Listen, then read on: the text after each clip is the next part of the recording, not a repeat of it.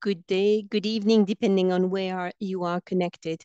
It's a pleasure for us to welcome you to this 24th session of the Innovation Series that we are organizing with PAFO, which is the Pan-African Organization of Farmers. So it's a farmers organization of Africa, and it upholds the interest of farmers in political and economic debates. This is organized jointly with COLEAD, which is a non-profit organization which has been accompanying the sector in Africa, Caribbean, and Pacific countries in the agricultural field. I am the person in charge of the network of alliances in COLEAD, and I am delighted to be moderating this session from the office in Togo. This series is highlighting the websites of innovators in Africa. So our aim is really to foster exchange of experience amongst all the players and to develop a sustainable model, inclusive model, and a model of resilience in Eastern Africa.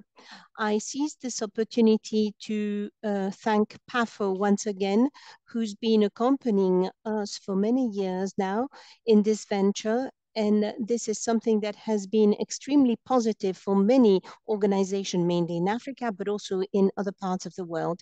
Now, before we officially open this session, I would like to remind you all of some practical considerations. I remind you that this is available in French, English, and Portuguese. So you have a choice of language. If you wish to select a particular language, you go down to interpretation at the bottom of your screen. Under interpretation or language, you select the language and you will benefit from simultaneous interpretation. You will also have the opportunity of receiving the copies of the PowerPoints that will have been shared today. This will be available on the AgriNovitos platform. And so we will invite you to use the chat room to interact with panelists if you have questions for them. You can also ask questions in the Q&A tab that you see at the bottom of the Zoom screen. Don't hesitate to leave questions and we will address them at the end of the session. There will be two different panels. The first one with 4 speakers who've been pioneers in their sectors with their initiatives and their achievements. And after that, in the second panel, we have 2 experts who come from partner organizations to support development in agriculture and in the Southern Hemisphere. So to open the session today, we will give the floor first to the Delegate General of COLEAD, Mr. Jeremy Knops. He joined the organization as an expert in the ACP countries, and he held several responsibilities before joining COLEAD in 2009. And as such, you can really say that he's an expert. We leave the floor to him now. Thank you very much, Ahoefa. Good afternoon, good morning, good evening to all of you from wherever you are located, from Africa, Europe, and beyond. It's a true pleasure today to welcome you to this 24th session of the PAFO-COLEAD Innovation Sessions. Together with our partners at the Pan-African Farmers Organization, we are really proud to be able to continue this platform, as Ahoefa mentioned, that highlights the remarkable innovations and successes of African farmer-led MSMEs and producers. Now, today's theme, innovation, technology adoption, by entrepreneurs is for both quite timely and vital. We'll know that Africa's agri-food sector is agricultural industry is really the backbone of the continent's economies, contributes to nearly a third of the GDP, provides livelihoods for over 60% of the workforce. Yet still there are of course a number of issues. Despite vast arable land, there are imports that amount to billions of dollars worth of food every year. This paradox is further exacerbated by the growing impacts of climate change. To just name this one, and we all know the types of impacts that this can have on agriculture, droughts, floods, shifting rainfall patterns, rising temperatures, down the road impacts, of course, in terms of pests and diseases, and those all threaten, of course, productivity, increase losses, and put additional pressure on very fragile ecosystems. Now, together, of course, if we look at these challenges, they all underscore one important element. It's the urgent need for transformation, for an evolution transformation of the food systems, and we need to progress, and not only, of course, on the African continent, but this is valid worldwide, to more inclusive, resilient, and sustainable agri-food systems. That is COLEAD's mission to contribute to this. Now, entrepreneurs, as we've seen, COLEAD and with all our partners across the continent in Africa are already leading this change, and more specifically, to link back to today's session, through innovation and technologies. We've seen climate smart irrigation systems, mechanized planters, AI-driven advisory platforms, blockchain traceability tools, circular economy initiatives, and you name them. We see really that entrepreneurs have this capacity to reshape the way we produce, we process, and distribute food. We see that all these different solutions, of course, they're not a silver bullet, but they can really contribute to enhanced productivity and value addition, and ultimately down the road create opportunities for youth and women, turning challenges, of course, into pathways for growth while improving this resilience to climate change, which is of paramount importance, especially for the African continent, which is proportionally hit hardest. But we also know that, of course, accessing these innovations technologies is not without obstacles. There are a number of factors, and that was detailed in the program concept note that you've all received, in access to finance, infrastructure gaps, ecosystem fragmentation, lack of skills and knowledge, persistent social and gender disparities. They limit really the pace and the scale of adoption of some of these innovations and technologies, some of which are already there. It's just a question of how can we work at scale. And so this is why we believe with PAFO that dialogues such as today's are so important, to learn really from these real world experiences that you're going to be sharing with us, share lessons, reflect on what practical conditions, partnerships, policy frameworks can help unlock, of course, the full potential of innovation in a rapidly changing world. I wish to warmly thank our panelists and discussants, of course, for your dedication, for your time to be with us. You'll be sharing insights from your journeys as entrepreneurs, business leaders, and enablers of transformation. I also thank, of course, the European Union and the OACPS, and more broadly all partners of the Fit for Market Plus program for making these sessions possible and these exchanges possible. Thanks for their continued support. And finally, of course, I would like to thank all participants for being here with us today, for creating a community that goes beyond these sessions.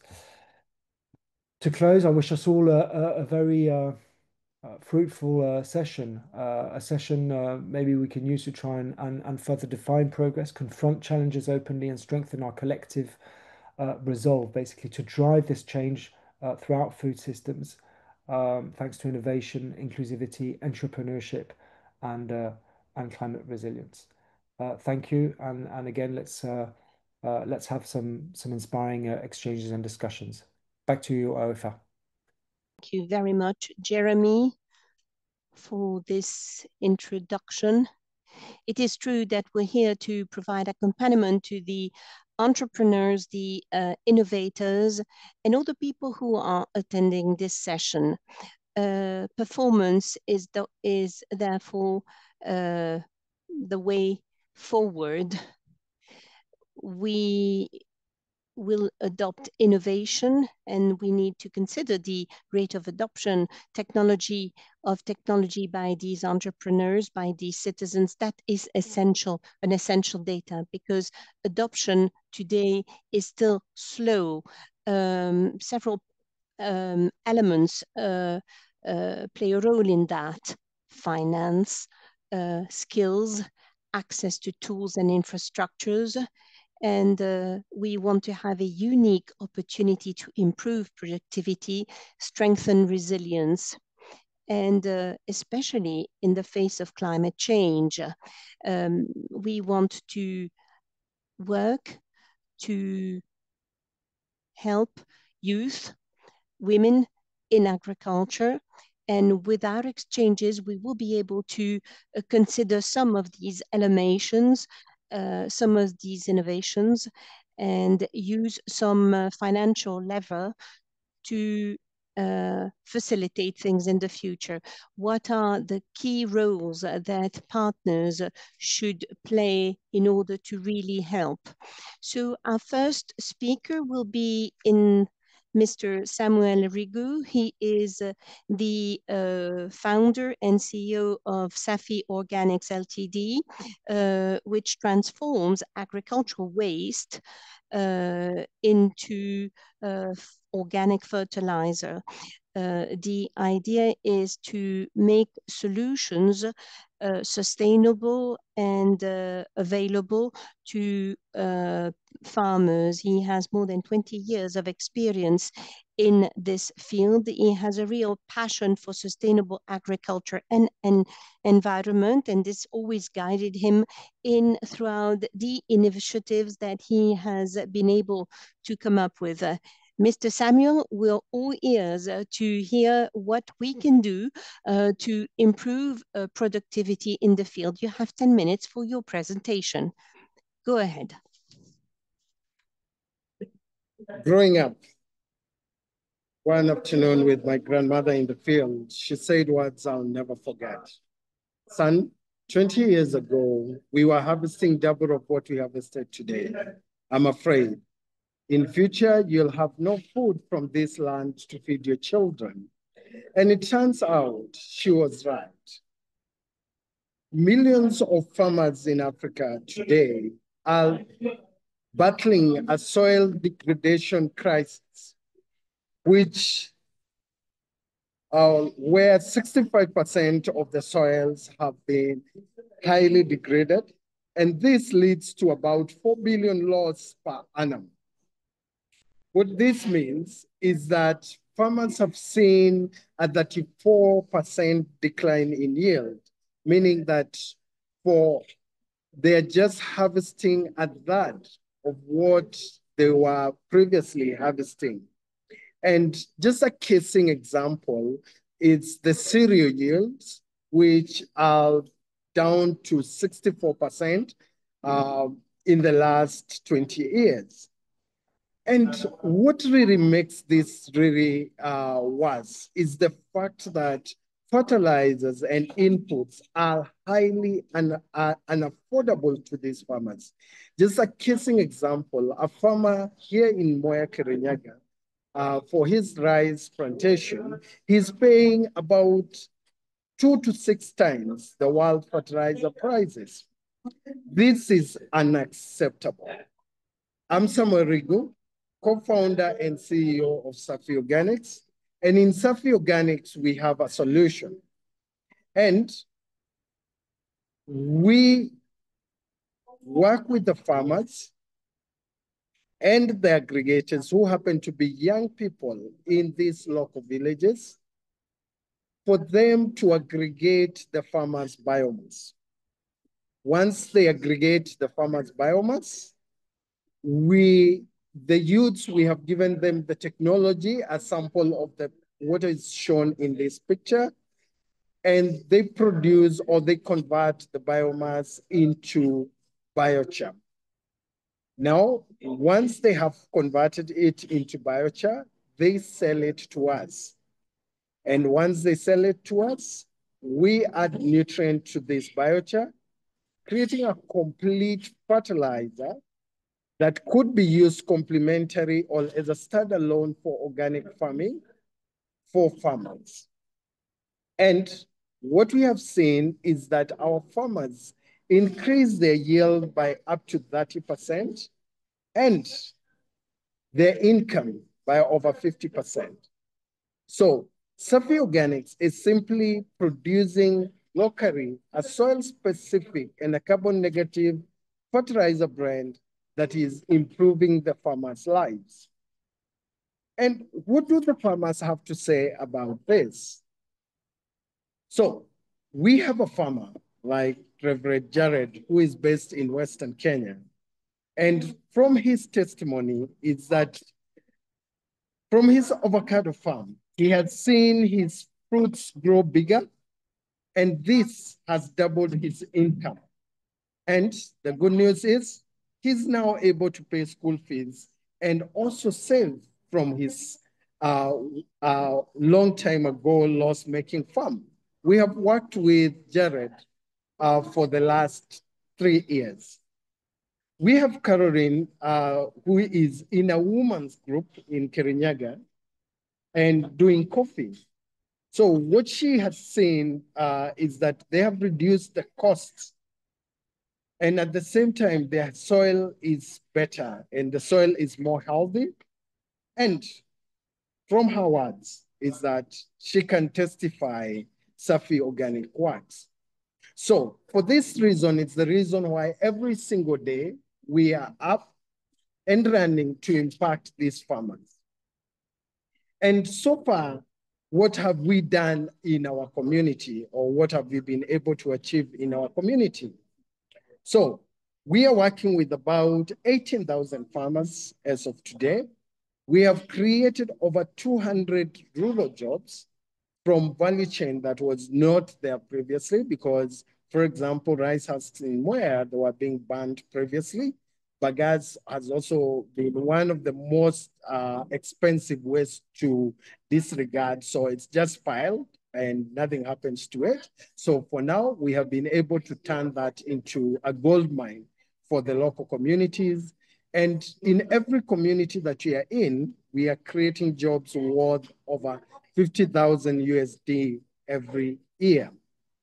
So up and beyond that, because we convert farmers' biomass, which could otherwise have been banned, or otherwise which didn't have any other use and would lead to emissions of greenhouse gases, we are able to repurpose that. And because of that, we are able to sequester CO2. And so far, we have sequestered cumulatively since 2015, about 20,000 tons of CO2 and upcycled over 35,000 tons of waste. But our impact does not stop here. We are looking to reaching at least 200,000 farmers in the next 2 years, having created about 1,700 jobs as we sequester over 200,000 tons of CO2. How we do this is through setting up similar facilities that we similar production unit, village-based production unit in the villages where farmers are farming and where we have waste, and turning this waste into high-yielding fertilizer. In terms of SDGs, we are mainly impacting 3 SDGs. One is zero hunger. We are able to increase farmers' crop yield by up to 30%. We are able to impact SDG 12, which is responsible consumption and production, because we are doing recycling of what was previously wasted. We are putting it into use right now. And life on land is being impacted because we are improving the flora on land. And this means that we are able to influence the life relatively high on land. You may ask, Where can you come in? So today we are welcoming you to join our revolution. And you can join our revolution in a couple of ways. One is just tell our story, talk to people, share our story out there of what you're doing here in Kenya. And we are growing this across Africa and beyond. Then in the short term, in the next 2 years, to reach about 200,000 farmers, we seek $3 million, which will enable us get to that point. And as always, we believe in partnership and working together. If you have a person who sees an opportunity to set this one up, to set a facility up, we are willing to work with them. We'll give the brand, and we'll be able to impact more farmers by setting up more production units. And for you to learn better, we'd welcome you to come and see in person what we are doing, hear from our farmers, and meet the youths who we are impacting. And you will join in a group of our partners and collaborators who include MIT, who has been very instrumental in both the technology that we are using as well as the fertilizer production, other companies like IFDC, who we have been working with, Africa Climate Ventures, who have invested in us, and Carbon Pilot, who we are working together on carbon credits, which is a new revenue source that we are really been working. And we have recently got an audit from Puro Art as our credit firm.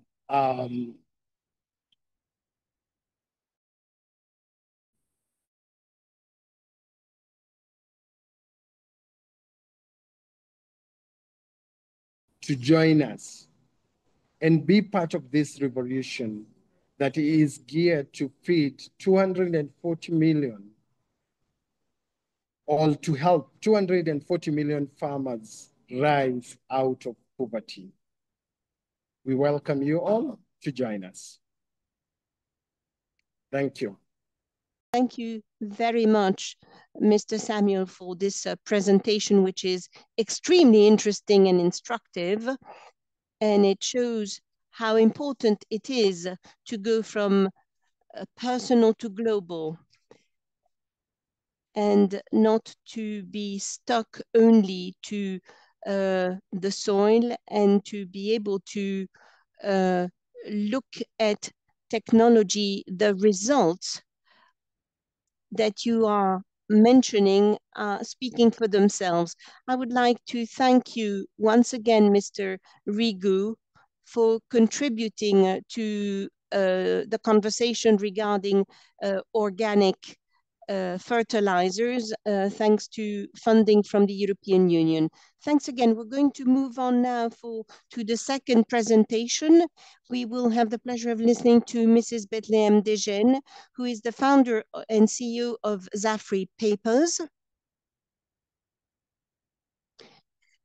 It is a company with which she is transforming agricultural waste into 100% tree-free paper products, reducing deforestation while creating value for over 8,000 smallholders farmers. She's based in Ethiopia, and her venture extends to Zambia, and she has plans for the wider African area. Thank you very much, Mrs. Dejene, and we are all ears. All right, thank you very much, everyone. So I am Bethlehem from Ethiopia, founder and CEO of Zafree Papers. And I am very much honored to be invited to speak for this session. And I'm very much happy to meet everyone.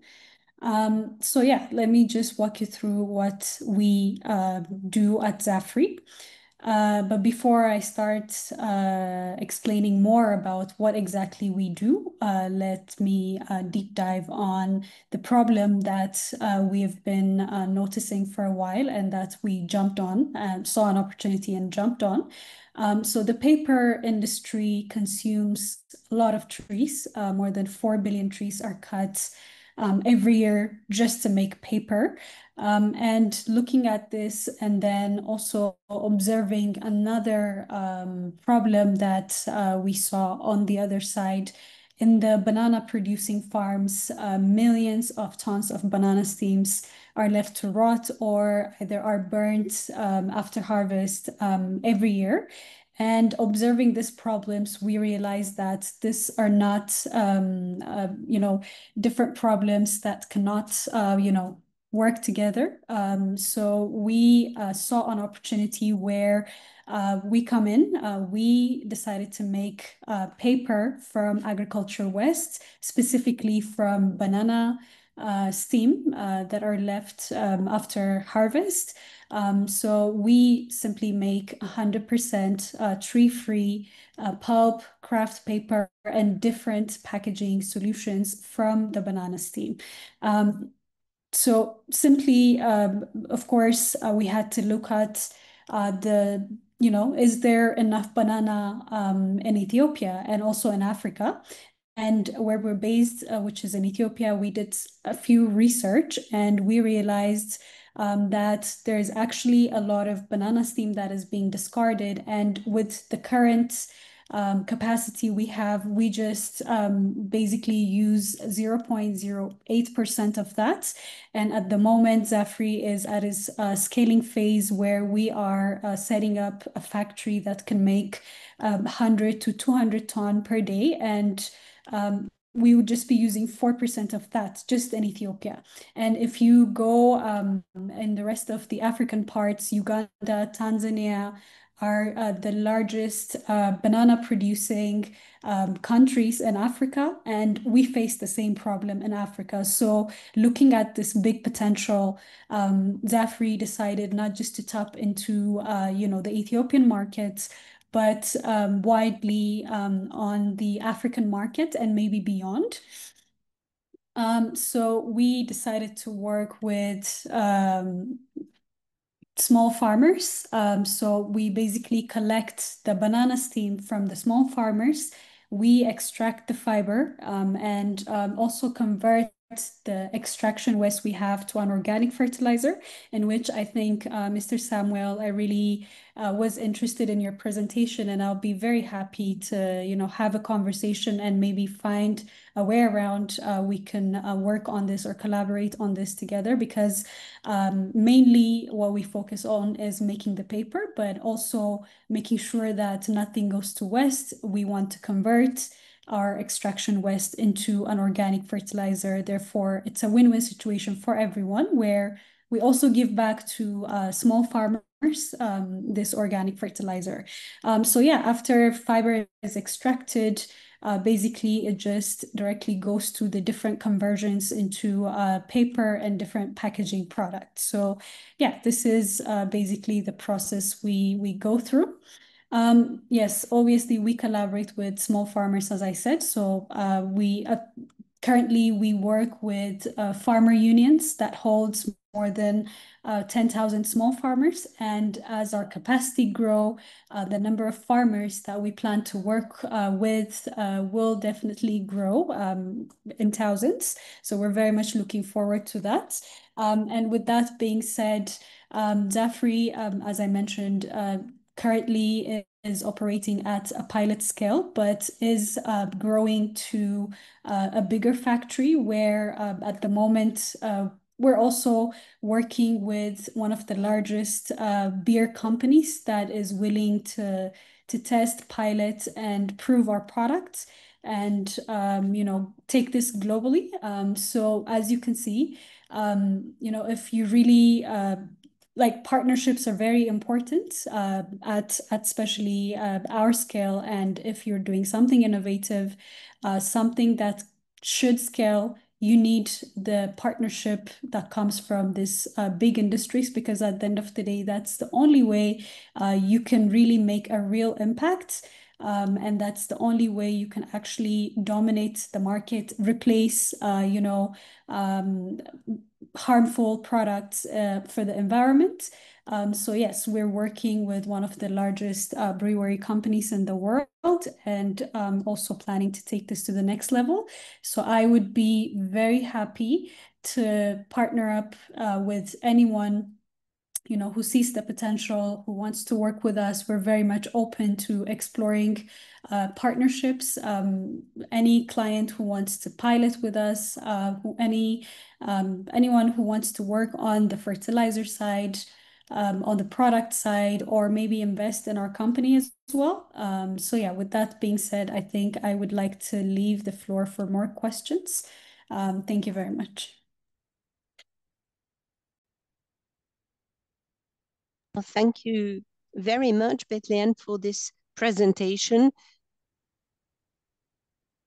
This has enabled us to visualize how innovation can have a dual impact, protecting our forest and generating added value for the producers. So collaboration is probably one of the raison d'etre of this series. We want to allow for networking amongst the various players and allow for collaboration amongst them. So dear participants, I remind you that you have the possibility of asking questions in the Q&A tab, which is at the bottom of your screen. Click on it, or you can also leave a question in the chat room, and you can avail yourself of the experience of our experts. So we have now the pleasure of listening to Mr. Steve Hoda, who is the co-founder and founder of AfriCereal Group, which is an agri-tech company driving innovation in cereal value chains across West Africa. For more than 10 years, he has been working with producers and cooperatives, helping them improve their practice and productivity. He has created Ikena, which is a multi-service platform, which is providing accompaniment in the agricultural world. He is socially committed. He is also the chair of an NGO, Smiling Donkey, which is an association supporting rural communities and children of farmers. Mr. Steve, we're honored to have you here, and we are pleased to listen to you. You have 10 minutes. Well, thank you very much, Ahoefa, and thank you to all those who are connected today. I believe you will be sharing the screen for me, right? Yes. It's coming, just a few seconds.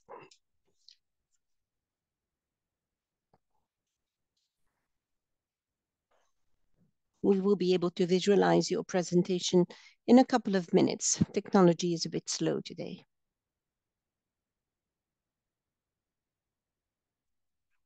Super, super, super. Well, in the meantime, as we wait for the images, let me introduce myself again. I'm Steve Hoda. I'm a co-founder and CEO of AfriCereal Group, which is the company based in Benin and Côte d'Ivoire.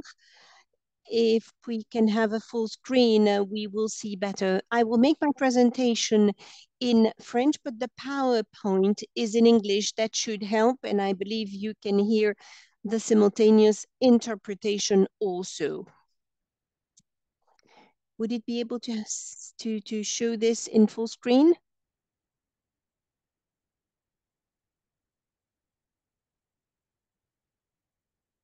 Here we go. Thank you very much.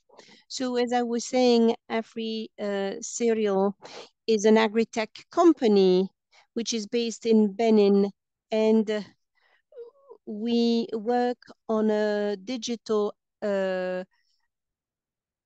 a system to share the information. So I'm going to say who we are. I'm going to present our solution called Phygital. We will say what is the innovation, the impact, what is our focus for 2025, 2027, so for the next 2 years, and our ambition. And I hope this is going to be clear for all those who are following us.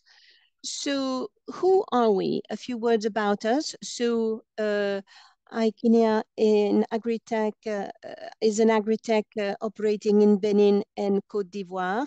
Our vision is to create a digital ecosystem connecting cooperatives and SMEs to modern agricultural services. We saw that after providing accompaniment for more than 10 years to small farmers, we saw that despite the potential and the courage of these farmers, most of the time they are excluded from modern agricultural services. Of course, they have a small purchasing power, and they have little knowledge about the various challenges in the agricultural field. If you have difficulties in sharing my screen, I can do it myself, Ahoefa, if you want to. No, we should be fine. It just takes a few seconds.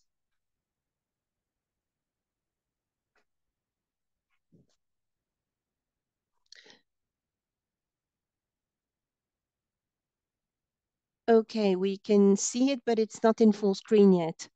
Just a few seconds more of your patience. Thank you. So despite their potential and courage, small farmers were excluded from modern agricultural services because they don't have access to modern agricultural equipment. They have not been trained in facing the challenges of modern agriculture. So we decided to put in place Ikena, which is a multi-service platform and which offers it's a one-stop shop, so to speak, offering a number of solutions for farmers. And in this platform, you have the possibility of renting equipment, agricultural equipment. You know, agriculture is a sensitive activity. You need to have the proper equipment at the right time. And you also have the possibility of accessing a scoring model. Each operator has a or producer has a score which enables him or her to show that they have skills.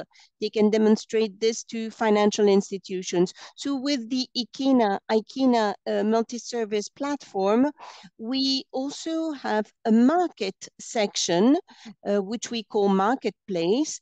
So if you want to provide entrance or rent out equipment, agricultural machine, you can even sell them. And I take the example of Safi Organic, where we created a market for agricultural waste. So Zafree already mentioned this. We have so much waste which could actually be processed and transformed into organic waste, and it can now become organic fertilizer, and it enables a company like Zafree or Safi Organic to source the raw material locally and sell directly services to the market without having to go through third-party intermediaries. The multi-service platform is also an e-learning platform in the agricultural field. So you might be an expert in one specific field and share your knowledge with some young people, for instance, who are interested in having one-to-one advice. So what is the innovation that we've put in place? Well, our approach is both digital and physical. And so that's why we call it Phygital approach. And so we're there, and we also are present online. We also have created this marketplace for agricultural waste, and we have created a system of circular economy in agriculture. This had an impact on SMEs in the agricultural field, cooperatives, and individual producers. We also accompanied these people in their mechanization, in the mechanization of their operations. This enabled them to improve their yields and also to raise their income, sometimes up to 30%. They were able to reduce waste up to 15%, and the results are simply there. So what is our focus now for the next few years in Côte d'Ivoire and Benin? So we have first focused on renting out equipment, but our ambition is to become the Uber Plus or Alibaba of agriculture in Western Africa. We believe that 1.5 million producers could actually benefit from this. The raw material has to be properly stored, not far away from the regional market. So we are attentive to that. So our ambition is to become the multi-service, the #1 multi-service platform in West Africa. And we are inviting anyone who's interested in working with us, Safi Organic, to work with us. So this is in the field of waste management, waste recycling, and to sell these organic fertilizers. Thank you very much for listening to me and for sharing. Thank you, Steve, for this highly instructive presentation. I believe we are absolutely delighted that the platform allows to trace some opportunities of collaboration. We can see already in the chat room and in the panel that people are keenly interested in what you have said. So it shows that technology and innovation can work hand in hand with solidarity, with inclusive development. Thank you very much for this wonderful example. We will certainly come back to this during the question and answer session. And I'd like to remind our participants not to hesitate to make comments in the chat room or leave questions in the question and answer section. We will now close this first panel with Mr. Nathaniel Edjeba, who comes from Nigeria. Mr.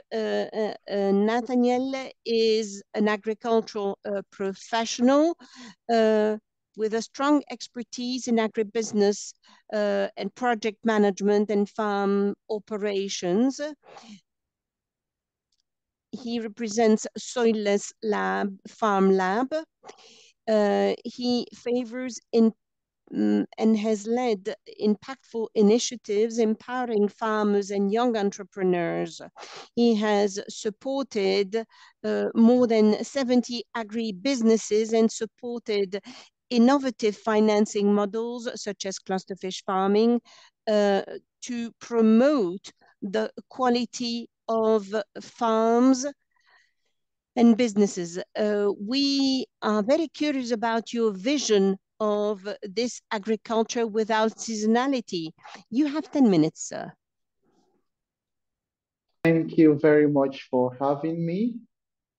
Thank you to the organizers for this opportunity. It's a great pleasure. And thank you to everyone that has joined in listening. Today, I will be sharing our story, Soilless Farm Lab. Who we are technology enablers for agriculture with a vision to see a world where food production is not seasonal because hunger is not. And to this end, we are deploying the use of protected cultivation and artificial intelligence in irrigation systems. We also believe at Soilless Farm Lab that the process of food production must be such that it is healthy for the farmer, it is healthy for the consumer, and it is healthy for the environment. Soilless Farm Lab is an enabler for agriculture, and we also develop, we deploy, and we also train others in the use of the same technology. Now, we have tenets that we believe in, and there are basically three. We basically believe in technology. We believe that the processes of agriculture must be in line with better technology of today. We also believe that it is a profitable endeavor. So we also believe that agriculture must be profitable for it to be to ensure continuity. And we also believe in sharing this opportunity, utilizing this opportunity and sharing it with our immediate and extended ecosystem. Now, what do we do at Soilless Farm Lab? We are into different aspects of the agri sector. Number one, we are into trainings, and we have different arms for our trainings, targeting different aspects of the society. Number one, we have the Enterprise for Youth in Agriculture. We have the Boot Camp, and we have the Work and Learn series.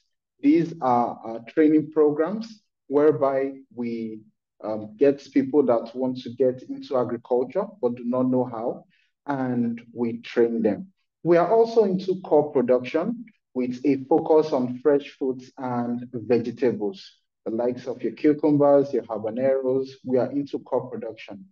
Now we are also into processing because we believe that to extract maximum value from our products, we need to add value. So we are into the production of herbs, spices, dehydrated vegetables, freeze-dried products.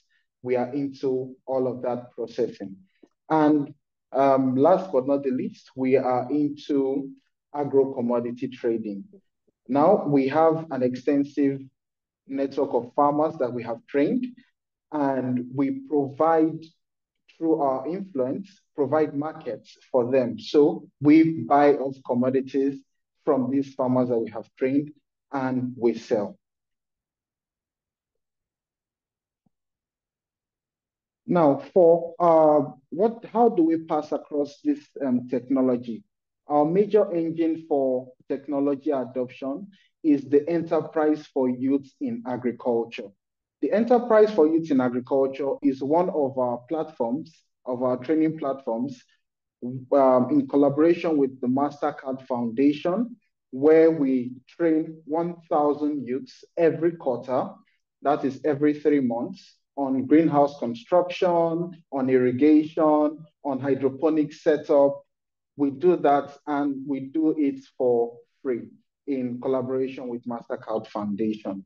Now, in the Enterprise for Youth in Agriculture, where they get to learn the setup of the greenhouses, smart irrigation systems, soilless farming, we are inclined to see how can we boost female participation. So for the Enterprise for Youth in Agriculture, we have a standard 70% female participation, whereby out of the 1,000 students that we train every 3 months, we ensure that 700 of them are females. And currently we have students from the Gambia, we have from Ghana, and we have from other African countries while we are based in Nigeria. And we also understand that for the 3 months, because the training is on-site, it's on-site, and for the 3 months, we provide a living accommodation, and we provide a monthly stipend for them. Now, after their graduation, we have post-graduation mentorship, because we understand that they are new entrants into the agri space, and they will definitely need hands to hold them. So we have a whole team of agronomists, extensionists, business coaches, such as myself, that help them in their journey in this agri sector. And lastly, we provide input support for them. That is, for subsequent cycles, we provide them with seedlings, we provide them with seeds, we provide them with fertilizers, everything that they will need to run a successful production. We partner with these participants that we have trained, and we provide input support. So everything they will be needing, from the lights, the water, the energy, seeds, everything that they will be needing, we provide that for them. Now, in these 1,000 youths, they are grouped into groups of 50s. So we have 50 groups, 20 groups, and each group is registered as a standalone company. So at the end of every quarter, we establish 20 new agribusinesses, and that amounts to about 80 per year.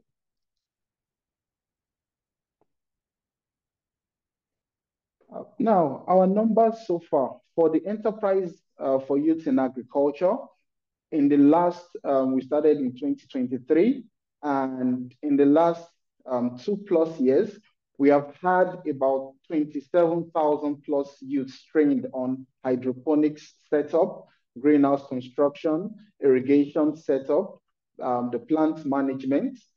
So we've had about 27,000 plus youths trained.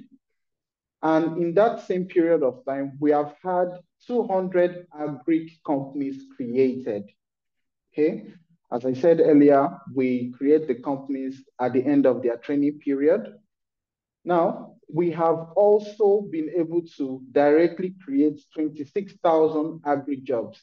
As I said earlier, we teach them not only construction, we teach them marketing, we teach them sales, we teach them irrigation setup. So in this 2 years plus of EYA, which is our primary engine for technology adoption and innovation, we have been able to create directly 26,000 plus agri jobs.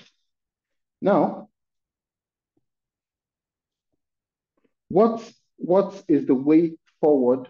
The way forward for us is we are now creating a system where those that have been trained get to stay back and then partner with us in providing inputs and market for them.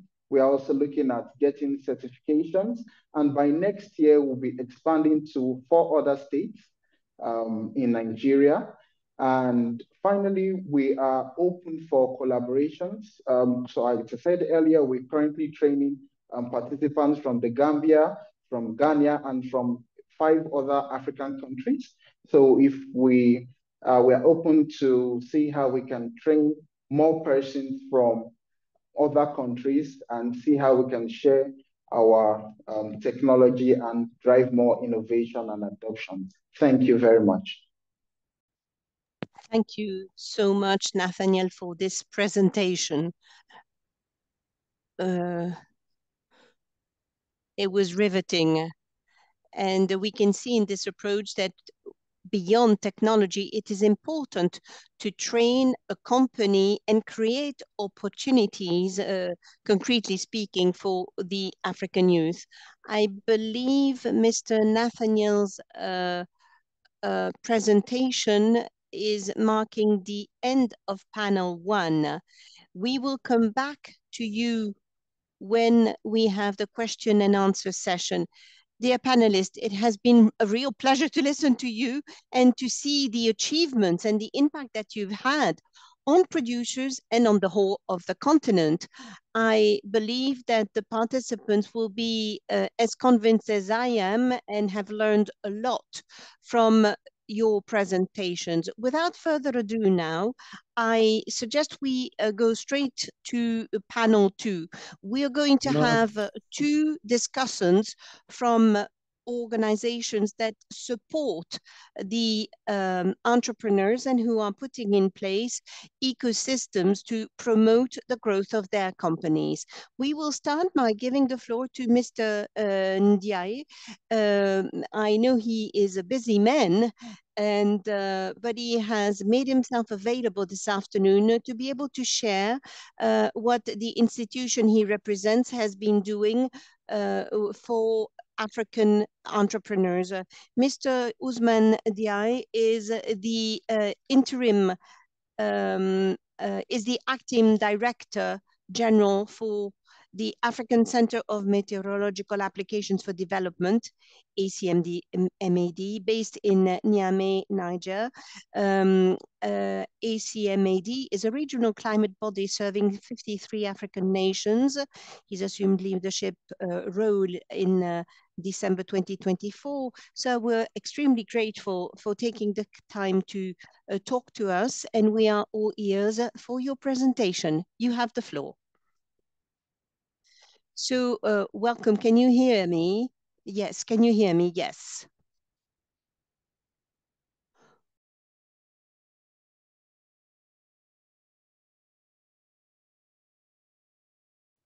So thank you very much for inviting me. I apologize if you hear some background noise. I'm in Addis Ababa and I'm at the World Forum Africa.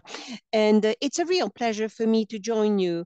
You know, our work is a way of life. It's important for small producers, and we are aware that with climate change, there are many problems. So I'm speaking as Acting Director General of the African Center of Meteorological Applications for Development. It is important to understand that our decisions have a direct impact on agriculture. I'm going to tell you how we can use the meteorological information in an intelligent way in the field of agriculture. I believe Jeremy has referred to this. Climate change, as we know, has many manifestations. One of these are extreme climate phenomenons and rising sea level, and so on and so forth. So how can we cope and how can we live with climate change? Number two, how can we mitigate climate change? The strategy, as Samuel explained, he's going to try to reduce CO2 emissions. So how can we reduce the production of CO2? The problem today is that the population never ceases to increase. And even if we have a distribution and agricultural system, we need more today. We need more housing for the population, which is growing, and the soil and is not extendable. So we need to innovate. We need to be able to do more with less. And agriculture is closely associated to rainfall, moisture, so rainfall, and we need to take into account pests. So how can we have intelligent agriculture in the face of climate change? There are many decisions that have to be made. How can we take this information to help us make decisions, to avoid risk or to make the best decisions? Okay, when do I have to sow seeds? When do I have to weed? When do I have to harvest, and so on? So those are decisions. We need to make sure that we make the best decisions at the best time. And what is interesting for us is that weather forecast has made many breakthroughs today. You know, we're able to forecast levels of temperatures. Our computers are much more powerful, so we have a greater capacity. Someone referred to artificial intelligence. So this is important in the field of weather forecast. And therefore it's important for climate change. Thanks to satellites, numerous satellites, we know what's happening on Earth. This is great for weather forecast. So we need to anticipate. So there are different types of forecast that can be done. We have what we call immediate forecast. In other words, what's going to happen between now and the next 6 hours. So for typhoons or other hurricanes, you know, we take the information we have and see where thunder is going to strike, where there is heavy rainfall, how to avoid it, how to manage cattle, for instance, if you're raising cattle and you have cattle in the field, what you can do, you know, avoiding your animals from getting diseases because of these heavy rainfalls. So thanks to weather forecast. Now, everybody knows to some extent what weather forecast is about.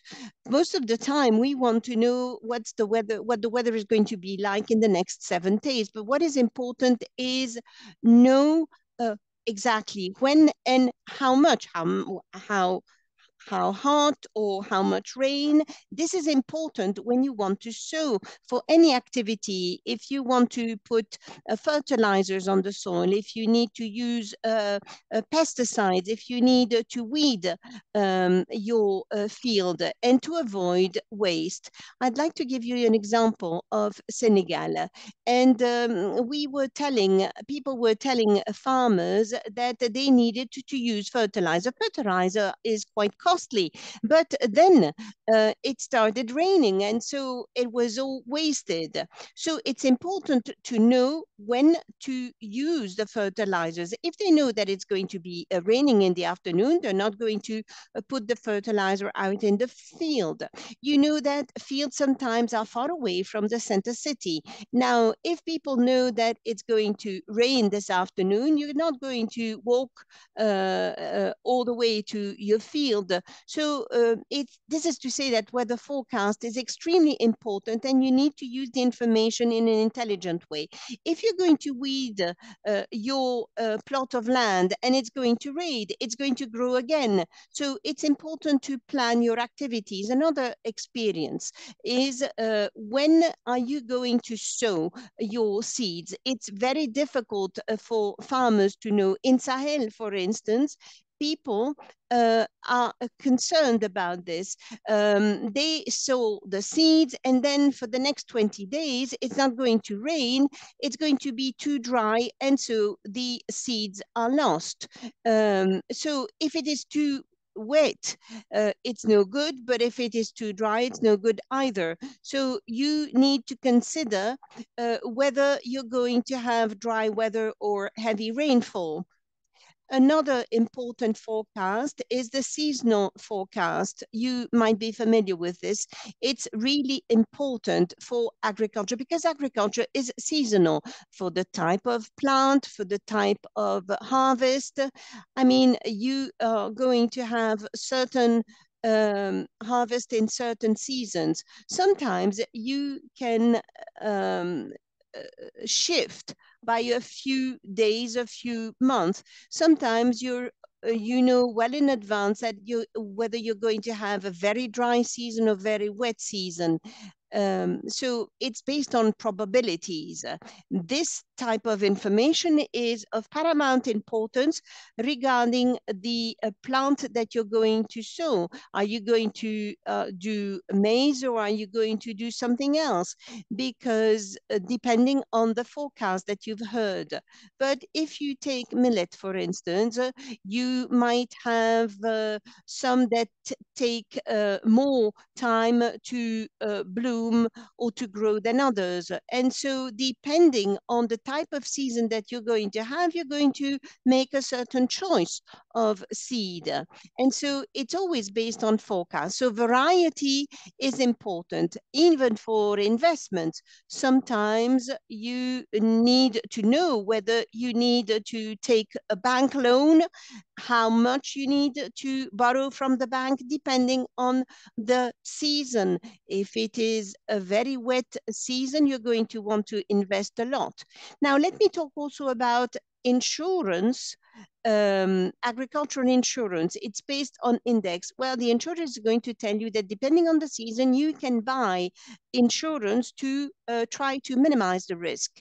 And so you're going to insure yourself for a certain type of disease or a certain type of issue. Now, but you need to make sure the type of insurance which is available. So again, this is based on seasonal or yearly forecast. We also have climate projections. So that is climate change, IPC.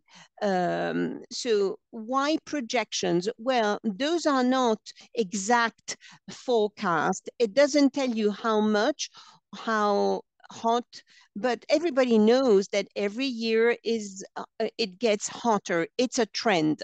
So forecast based on trend regarding the quantity of rain depending on extreme weather conditions. Say you have a field and you want to plan a certain type of culture and you want to, whatever you want to do, you need to know whether you can take a 5-year bank loan. This is heavy.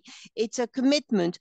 Before you do that, try to see what is the forecast. Well, the trends can tell you that in the future, because of the climate change, this has a better chance of withstanding the weather conditions. So anyone who is aware of these developments will contact our institutions or work with us in order to optimize their activities and do things in an intelligent manner. So the economic players that you are will feel that this is important information. This is essential information. You want to have almost tailor-made information for your specific activity, for your specific area, for your specific culture. Based on this information, you will be able to make a decision whether you're going to sow, whether you're going to buy, whether you're going to go to the bank or not. So it's important that you based all these decisions on information. And this is true for climate change. We are there for you. You can apply for cooperation with us. Don't hesitate to get in touch. Sorry if I took a long time, but I'm passionate about this. I'm here for you. Thank you very much, Mr. Ndiaye. I think it was extremely interesting what you all said. And you didn't take more time than needed. I think it was sound advice what you said. You made some good recommendations, and it shows how climate information is strategic if you want to properly plan your agricultural activity, if you want to be resilient. This is important for producers in the face of all of the risks that we are facing today because of climate change. We all want to improve productivity. Thank you again, Mr. Ousmane, for your availability and for sharing. We now move on to Dr. Daniel Kyalo Willy, who is a senior manager in the agrobusiness, in policy, and in commercialization for the African Agricultural Technology Foundation, AATF. He has more than 15 years experience. He has specialized in development and technology in the value chain development. He has a doctorate from the University of Dortmund, and he has published a lot regarding agricultural transformation in Africa. Dr. Kyalo, we are very grateful to have you here, and we will be listening to the various solutions that are possible and useful for entrepreneurs. Dr. Kyalo, you have the floor. Thank you very much, and I really appreciate this opportunity to PAFO and COLEAD for the opportunity for us to come here to share our experience of working with entrepreneurs across the continent. I represent the African Agricultural Technology Foundation, which is a foundation headquartered in Nairobi, but working across 23 countries in Africa. And we are driven by two beliefs. One is that farmers in Africa can transform their livelihoods through the access to technologies. And two, for that transformation to be sustainable, we need to have these technologies delivered to farmers through market-driven approaches. And that's why for us, agripreneurs, entrepreneurs who are working towards commercializing agricultural technologies are very important to us. The unit that I lead at AATF that deals with agribusiness commercialization basically supports agripreneurs who are commercializing technologies in agriculture, basically seed enterprises, agro input dealers, and people dealing with agro inputs, as well as people in dealing with mechanization and digital solutions. And so I'm here to discuss to share a few ideas that are relevant to the topic of the day. And basically, through the work that we do, we have, of course, been supporting the commercialization of agricultural technologies. And we have made a few observations. And basically, what we know is that, yes, it is important to develop technologies, but just development of technologies and deploying them is not a necessary condition for creating impact. We have seen very good technologies not being commercialized, and even those that have been commercialized, we have seen farmers, adopting, disadopting, and of course, we have seen also entrepreneurs adopting and disadopting some technologies. But therefore, we ask ourselves, what is it that we need to do to ensure that we sustain these technologies in the hands of the users? Let me share a few statistics that present gaps and also potentials and opportunities in the continent. Currently, the continent of Africa spends over $50 billion in food importation. And this is really something that should concern us. And to close this gap, we need to improve on the production, local production. But we cannot do that when just less than 20% of our farmers are using improved technologies consistently. I mean, adopting technologies and continuing to use them for longer periods. And also, we know that the continent is really taking advantage of the digital rise. We know there are so many digital solutions that exist today in the continent, but adoption still remains very low. In terms of entrepreneurship, and I think we have listened to very wonderful stories here in this webinar.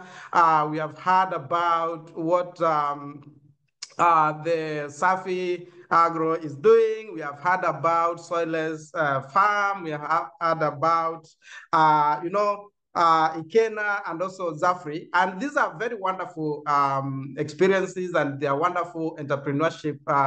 And the continent is awash with new early stage entrepreneurship.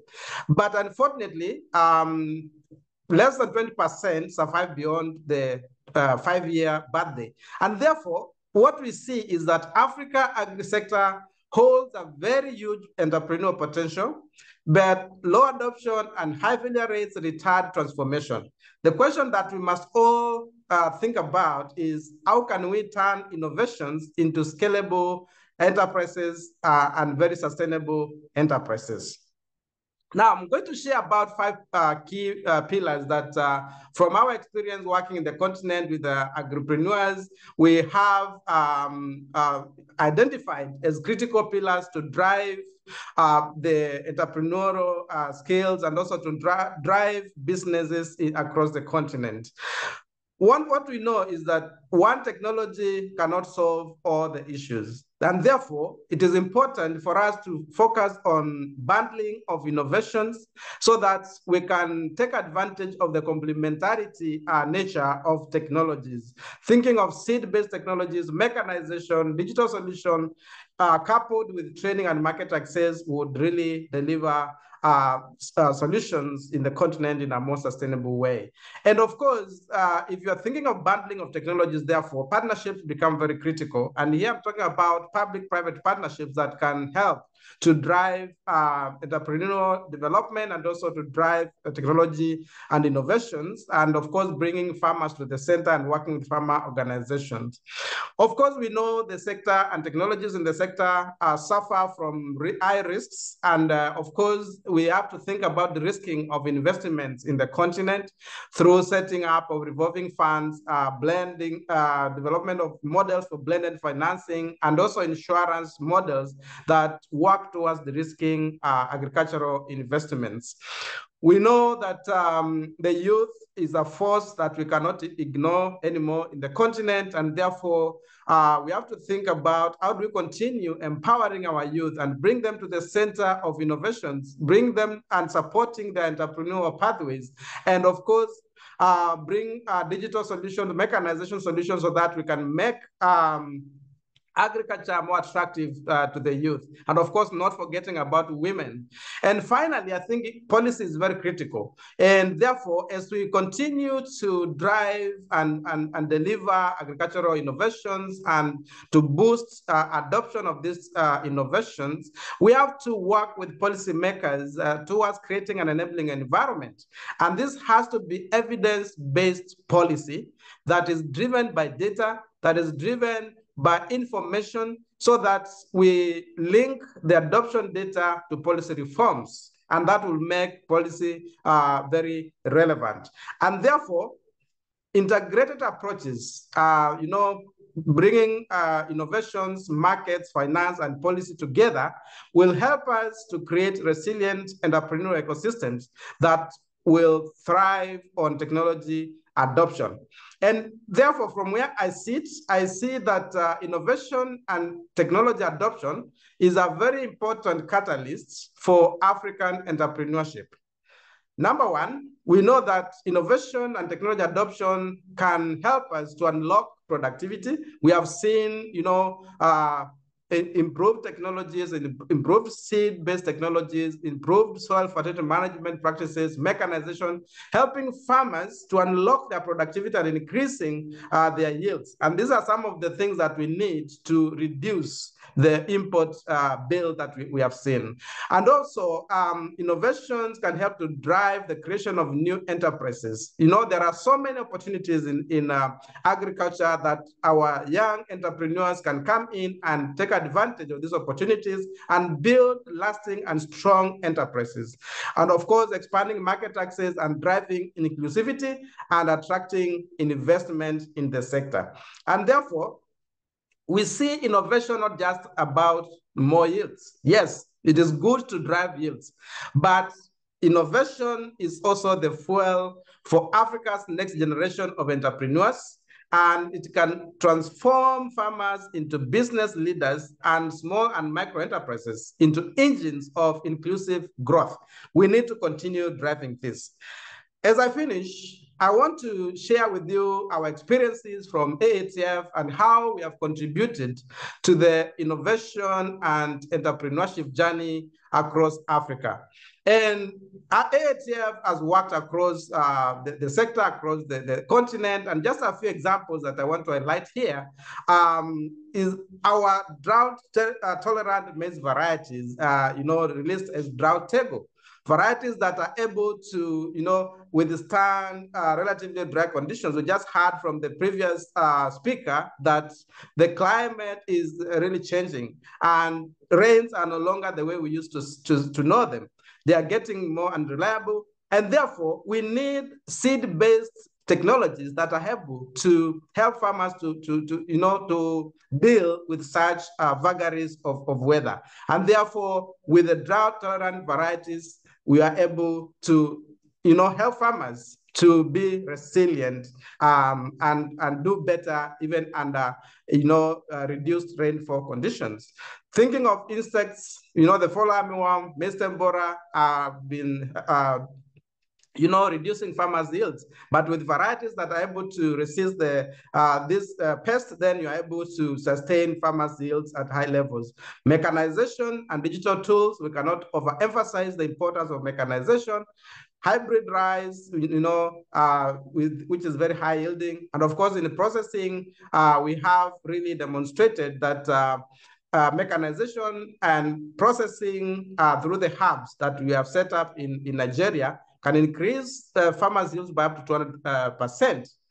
Of course, facilitating policy reforms, enabling regional deployment through the third policy program, where we've been supporting regional harmonization of policies, and building mechanization services models through SMEs. We have one example in Nigeria, the AgriDrive Nigeria Limited, that is serving smallholder farmers through mechanization services.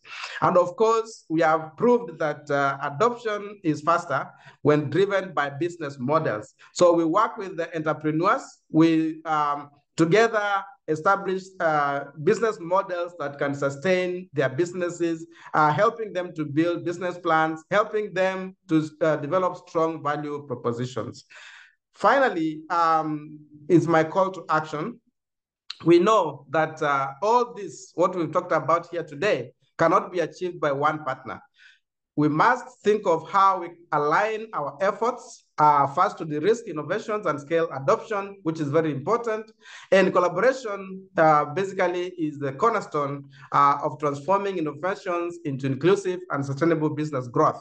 And the stakeholders I'm talking about here would include the entrepreneurs, such as the ones we listened here today, and thousands others who are working across the continent, our policymakers, development partners, and farmer organizations. And each one of us has really a critical role to play in driving, the economy through innovations, through technology adoption, and through building strong entrepreneurs in the continent who will usher us to the next phase of transformation in the continent. Once more, thank you very much for inviting AATF to speak on this very important webinar. And we are looking forward to continuing to collaborate with each or everyone who is really geared towards working for the African farmer and supporting the African entrepreneur. Thank you very much. Daniel, thank you so much for this presentation. And thank you for reminding vigorously the importance of innovation. The whole ecosystem, to be complete, needs to really be supported by research, by funding, by public policies, by entrepreneurship. So thank you for all you do to accompany our entrepreneurs. You are doing wonders. They are doing wonders on the whole continent. So we're now going to move to the question and answer session. And let's have a look at the various questions that our participants wrote under the Q&A tab. This shows their interest in the themes that we have been discussing and what you've been sharing. Okay, so as time goes by, I'm going to start with Mr. Samuel. We have a few questions for you.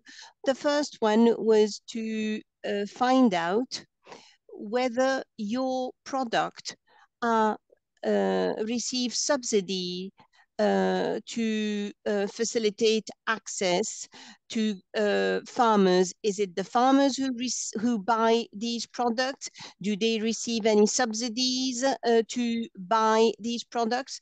This is the first question. The second question is a participant said that he was extremely impressed by your presentation. The challenge he is confronted with is due to the soil and controlling production technique and proper use of waste. He would like to find out more about your experience.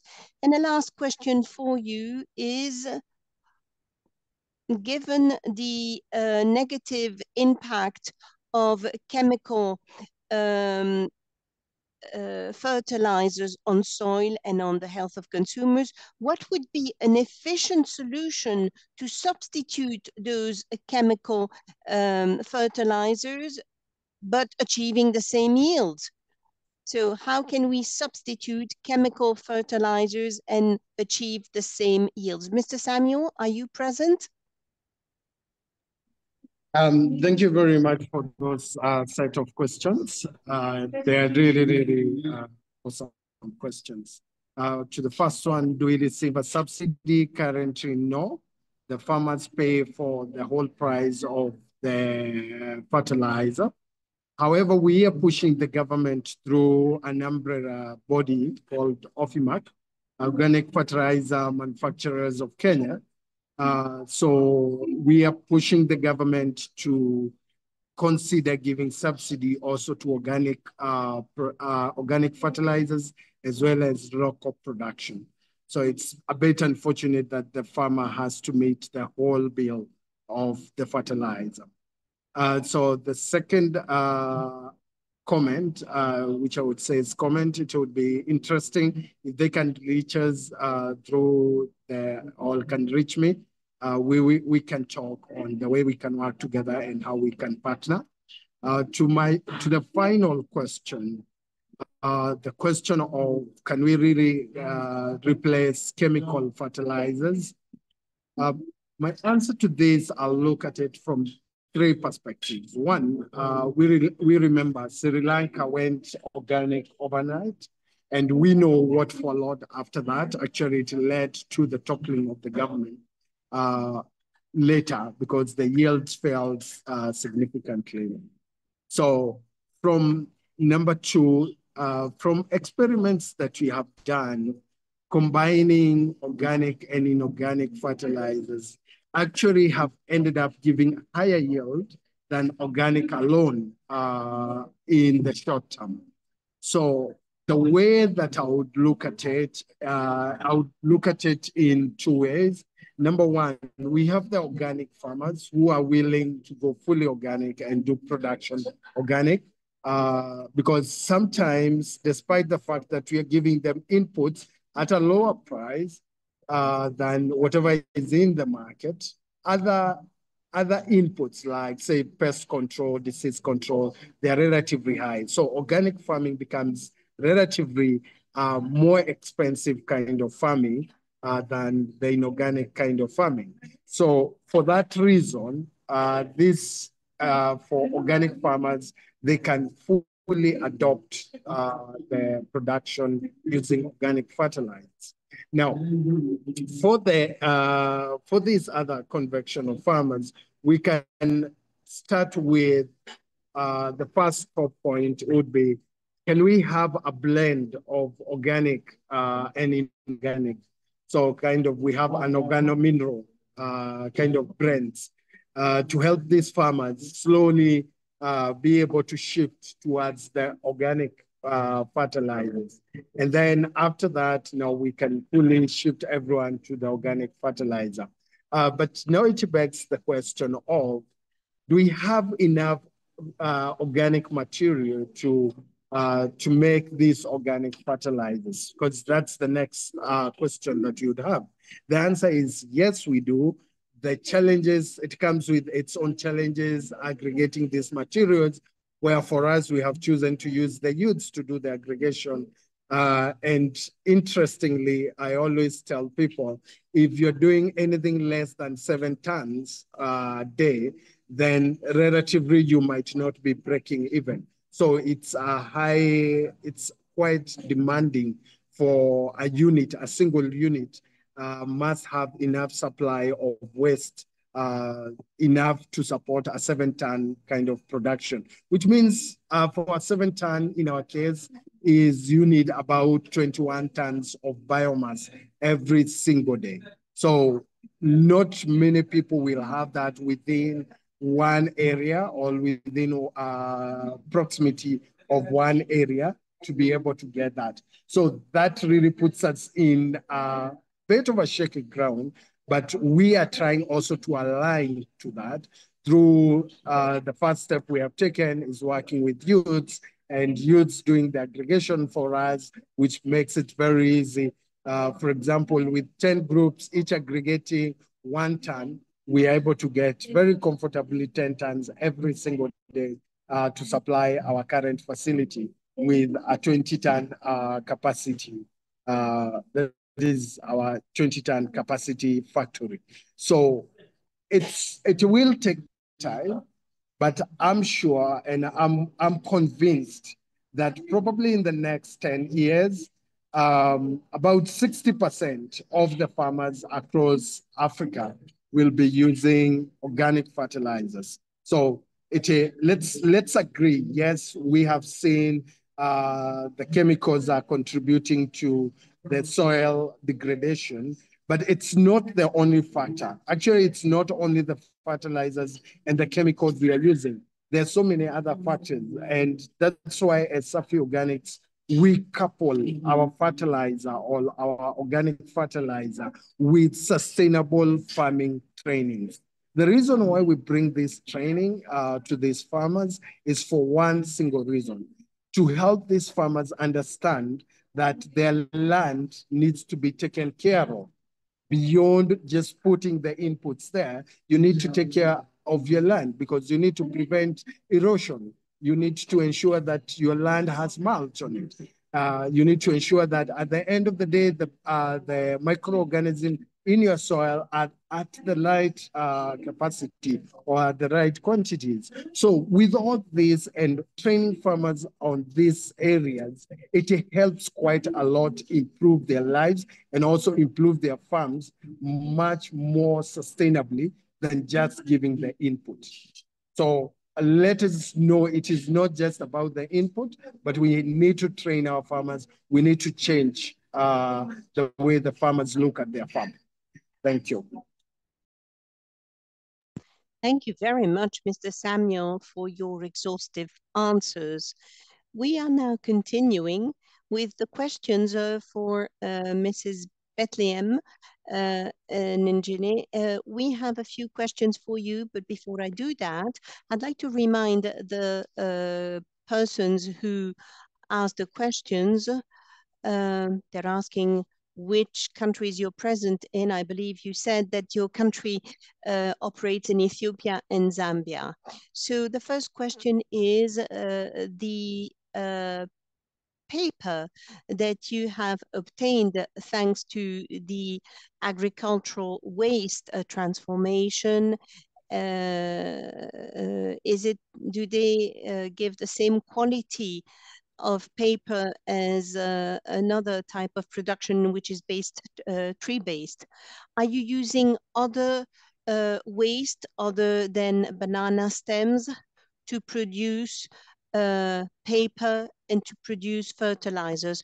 Those are the two main questions that were put to you, Bethlehem. You have the floor. All right, thank you. So let me address the first question, which is about if the paper we made from banana stem achieves the same quality as the one existing in the market. Yes, it definitely achieves the same quality.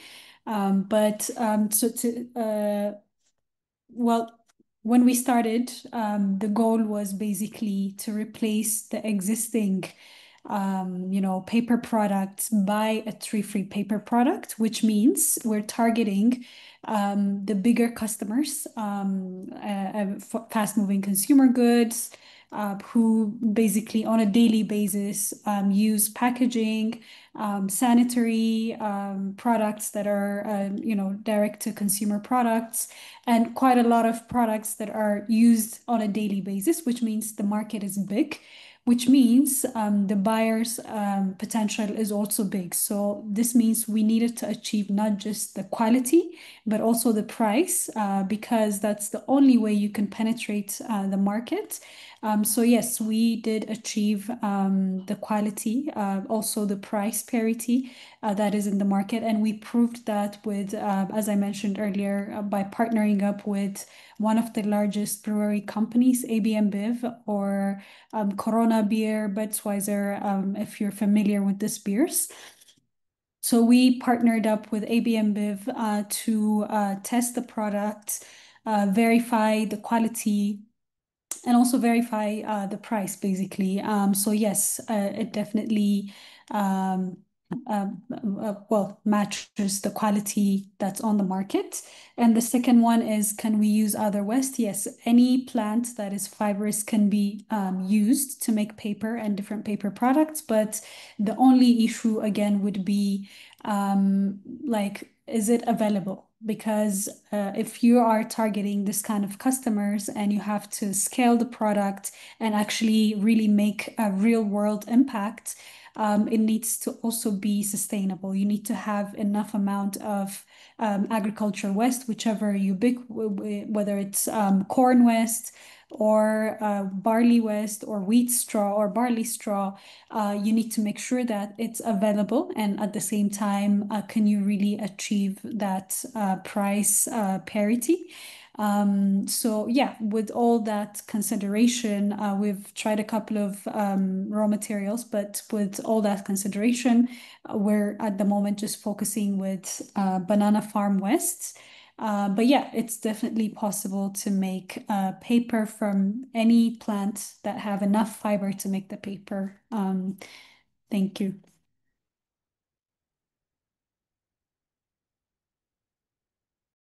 Thank you very much, Bethlehem, for your answers. I suppose that the person who raised the question must be satisfied, and congratulations for those innovations and all you do for the continent. Let's move on to questions put to Mr. Steve Hoda. We have two questions for you, Mr. Hoda. The first one was, what are the digital innovations that were most efficient to give access to the market and to financial services to the small holders, to the small farmers? So what innovations worked the best? And the second question is, how do you guarantee digital inclusion with youth, women? I know that you're very present in rural communities. How do you go about it in your various operations? Well, thank you for those questions, says Mr. Hoda. Well, I will start with your second question first, to say that in a few months from now, we're going to start training about 16,000 people. So it works. And this shows that women who are in business and who are using digitalization for their activity, and young women who are in the ITC sector are improving their employability thanks to the project called MasterCard. So it's Smart Africa, which is a consortium. Now, how do we see inclusion thanks to the use of technology? Well, let me start by saying that we wanted to have an approach which was both physical and digital. So we have people in the field as well as people who are working online. So these technologies are online, but they are also offline. So many training sessions are organized either online or in physically in the field, and so that is extremely inclusive. the other question is, what are the technologies that work best? Where there are many, there is a high demand for technologies associated to mechanizations, so mechanical agricultural equipment, you know, combine harvesters and stuff like that. And so there has been a real transformation of the agricultural world that we had not anticipated many years ago.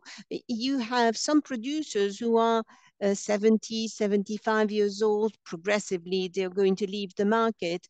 And there are new farmers who went to school. You have also technicians, officials who were interested and, you know, moved on to the agricultural sector, but they need to be trained first. And so that's where the platform comes into play, because it allows for training of those type of players. So it's a model to be followed. Thank you very much, Steve, for those answers, and thank you for all you've done. I believe that we can all draw lessons from what you've said. I mean, there is something useful for each one of those who are listening to you. We will now have the pleasure of putting questions to Mr. Nathaniel Edjeba. Mr. Nathaniel, I'd like to get back to some of the questions, some of the issues you mentioned. What is the method that you are using for producing fruits and vegetables at your level? Is it the hydroponic approach? Is it greenhouse culture? Is it organic agriculture, or what other methodology are you using? That was the first question for you, Nathaniel. Another question is, are you exporting your services and products outside of Nigeria? So are your product reaching Central Africa, for instance? Those are the questions that we had for you, Nathaniel. You have the floor. All right, thank you so much for those questions. So number one, our methods of production. We use hydroponics technology, or soilless farming. And one of our major systems is that we use rice husk, which is the waste product from the production of rice. And that forms a base for our substrate systems, the hydroponics soilless substrate system. So our basic method of production here is the use of hydroponic systems, soilless medias, substrates. That's our basic mode of production. And it's also in use with the greenhouses. We have different models. We have the greenhouses, we have screen houses, we have the net. So it's different models. So we all term it as protected cultivation. As far as there's a covering, it's all put together as protected cultivation. And for the second question, our market is not really getting to Central Africa for now. We are working towards the UK and the US markets for now. Although when we expand production, definitely we are looking to supply other places, and we're currently working on different certifications that will enable us to do that. Thank you.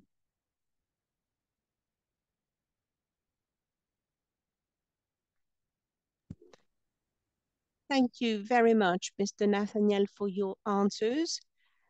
And since we don't have that much time left, I would like to move on to our two experts. We will start with Mr. Ousmane Ndiaye. So there is a question actually which applies to both our speakers, Mr. Ndiaye and Mr. Daniel Willy. So this is the question for both of you.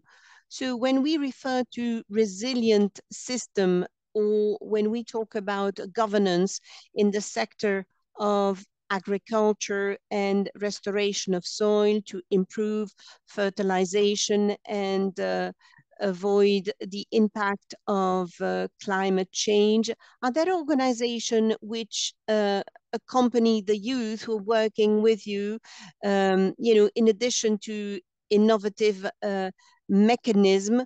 Are you aware of other organizations who work directly with those youth using those innovative mechanism? And then a question for you, Mr. Ousmane. When we talk about agrotechnology, how can you help using greenhouse gas in the field of fertilization and the use of pesticides, organic pesticides, to reduce the impact of, mitigate the impact of climate change? So those are the two questions for you, and an additional one for Mr. Ousmane. Well, Ousmane, well, I'd like to thank for the questions. I've learned a lot myself. So to answer the first question, regarding associations working with youth, well, we've met many of them, and then there is the World Food Program, of course, that does a lot. There is another program called ECRA. I know that they work with youth. There are many projects which are open to youth. You need also to look at a green fund.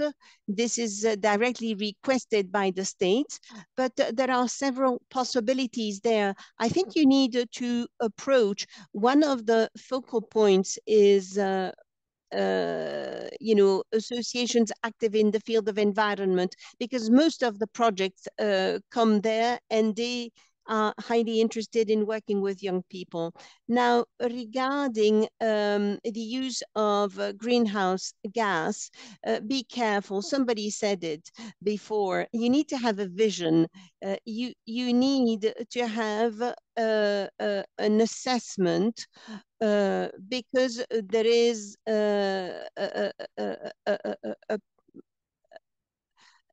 you need to be aware how much greenhouse effect is there, how much greenhouse gas, how many activities produce a greenhouse gas. Now, the idea is to decrease the greenhouse production. Now, regarding fertilizers, it would be best to use organic green fertilizers, avoid using the others. Now, to go back to the issue of greenhouse gas, methane is being produced by cows, for instance, and there is a lot of nitrogen there and methane. There are many possibilities to capture those. One possibility is to cover the surfaces that emit greenhouse gases and try to recover them, or like with butane, you try to burn them. So there are several possibilities there to recover them. Thank you. Thank you, Mr. Ndiaye, for these answers. We now give the floor to Dr. Daniel Willy. There was a specific question for you regarding the organizations that you're familiar with that would provide accompaniment to young people in putting in place those innovations. And another question for you, Daniel, is the following. Are you aware, in the variety of seeds that you mentioned, are you aware of some that are particularly resistant to extreme drought? And could you name it? Another question is, what is at stake, in your opinion, regarding technology? What is at stake for the entrepreneurs in the next 10 years? What are the stakes and what are the challenges? So those are the questions for you, Mr. Daniel, Dr. Daniel. All right. Thank you very much for these wonderful questions. So one was around which organizations are supporting young people involved in agriculture, the youth. So other than AATF, the organization I work for, I think we have quite a number of organizations across the continent. We have AGRA, that has programs working for the youth. We have FAO, I'm aware they have programs that are supporting the youth. And the MasterCard Foundation actually has been also supporting a lot of youth initiatives, among many, many others. I think the list can go on and on, but let me stop there. But yes, we have quite a number of organizations working on that. there was a question around the varieties that are resistant to droughts, and gave the example of some products that came from our initiative, the Water Efficient Maize for Africa. We released over 112 varieties across 7 countries in Africa. So in the different countries, because we work through seed enterprises and seed companies across different parts of the continent, they trade under different names. But what is constant is you'll see WE, water efficient. In Kenya, we will be working with the Sarl seed varieties, for example, Sarl seed company. So you will find this across the continent. Asking about the stake of entrepreneurs in the next 10 years is asking me to predict as a prophet, but since I'm not one, I can share my observations. I think the agricultural sector and the business sector in agriculture is really growing at a very fast rate. And therefore, we have huge opportunities for agripreneurs in the next 10 years. But of course, as we get into this next decade, I think we'll have to ask ourselves, how best can we create an enabling environment for businesses in agriculture to thrive? And of course, how can we make our agripreneurs more resilient and help them to de-risk agriculture? That's one of the critical issues. I shared earlier the statistics that less than 20% of enterprises collapse within the first 5 years. This is because, one, they are facing a lot of challenges on financing, they are facing a lot of risks. And of course, if we are able to handle this, combined with the training and skills, I think we should be able to help our entrepreneurs to be resilient and survive beyond the 5 years, because we need them to drive the transformation in Africa. Thank you.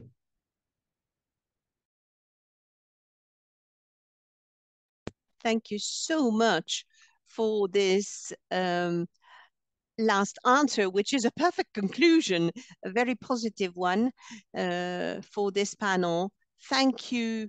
Thank each one of you for your sharing, for your resources, and for what you do for the continent. To conclude now, we will give the floor to Dr. Babafemi, who is the Director General of PAFO, and he will speak last. You know that he is a professional who has been helping several Pan-African organizations in the field of, in the agro-food sector, in the energy sector, and in finance.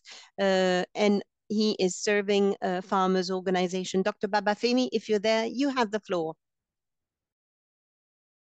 Thank you, Ahoefa, the moderator, for this very interesting session. I'm sorry I couldn't start with you, but I joined along the way, and it's been an interesting session. So over the course of our discussion today, our debates, one clue that stood out clearly is that, number one, innovation only creates value when it's adopted, and scaled by real people solving real problems. Ideas are very plenty, but execution is very rare. So adoption is where the magic and the hard work happens. Whatever innovation that you have made, if it is not adopted, it does not get to the consumers, it doesn't have the desired effect. So I will briefly distill 3 big takeaways from this edition of the Innovation Series and leave us with a few comments we can act on. Number one is from buzzword to business value. We had powerful examples from our resource persons, from AI to climate smart to fintech, agri-tech platforms. The winners weren't the flashiest. They were the most useful, that is, the most adopted. They turned technology into outcomes to lower costs, faster cycle times, better margins, and safer workplaces, and greener footprints, and happier customers at the end. So our entrepreneurs reminded us that when technology is managed, is mapped to a pressing customer pain points, adoption follows. When it is not, no amount of evangelism will save it. The lesson is simple. Start with the customer journey, not the feature list. So the second thing is real adoption bottlenecks are 3 T's, which are called tools, talents, and trust. Tools, startup needs affordable infrastructure, and talent skills remain the currency of the digital economy. And trust adoption dies without trust. When there's no trust from the adopters, then the technology or innovation will die. So, and thirdly, we need inclusive innovation to really be able to bring on board all the stakeholders, including the last mile users of the technology. So, therefore, I would like to make the following call to action, which was also amplified by Mr. Daniel from AATF. To our entrepreneurs, keep solving problems that are painfully specific. And also to our investors and corporate partners, shorten the procurement paths for startups, sharing data sets, and offer integration support. For our policymakers and regulators, clarity in policy implementation is very important so that the users and those who are being regulated will know what to do and how to make their innovation relevant. And we should reward responsible data practices. Good rules will raise the floor without lowering the ceiling. To our training partners, development partners, let's ensure that we coordinate our efforts in supporting our entrepreneurs, particularly the startups, with the adequate funding and technical support that they needed. And to our innovation community, tell the stories, as we have been saying in all these innovation series, celebrate the wins and integrations. And also, we know that stories will build conviction, and conviction will build the markets. So finally, PAFO and COLEAD has over the years been collaborating to organize the Innovation Series, which has become a popular platform for disseminating innovation and entrepreneurship, particularly among African youths. In view of the interest that the series have generated, we will continue to support its organization in the foreseeable future. For instance, today we started with 107, and we are still 103 people on the session. So showing that people are really interested because of the topical issues that these innovation students are addressing. So my gratitude to go to COLEAD for the technical and administrative support they are giving to us. Our speakers, resource person, panelists, and all the tireless organizing teams who have been working to ensure that this innovation series continue to take place. Thank you to every entrepreneur who took the risk to show their work, and to every participant who learned with questions, critiques, and offers to help. Let's live here with humility about what remains hard, and confident about what is now possible. So the tools are there, the talent is rising, the trust is ours to earn. The next market leaders will be the ones who make technology disappear into every value stream. So once again, I thank you for your patience. I thank you for the questions and the contributions during this series. And we look forward to see you at the next innovation series. Thank you. Thank you so much, Dr. Babafemi. And we are so grateful to you for making yourself available. I know you're a busy man. The sharing today has been extremely rich. We are all satisfied about this particular session. Thank you to the participants who have interacted with us throughout the session. And we want to thank the technical support. the interpreters, my colleagues, Luna Gaetan, Nina Gaetan, Solina, and all those that you don't see and who work in the background. We wish to see you again in the next session. You will hear from us by email. We will continue discussing the platform Agri-Innovators that was shared by my colleague, and we will discuss the circular economy theme. Don't hesitate to react on this forum. I believe that our panelists would always take pleasure in sharing with you. Have a pleasant end of the day and see you in November for the 25th session. Bye-bye.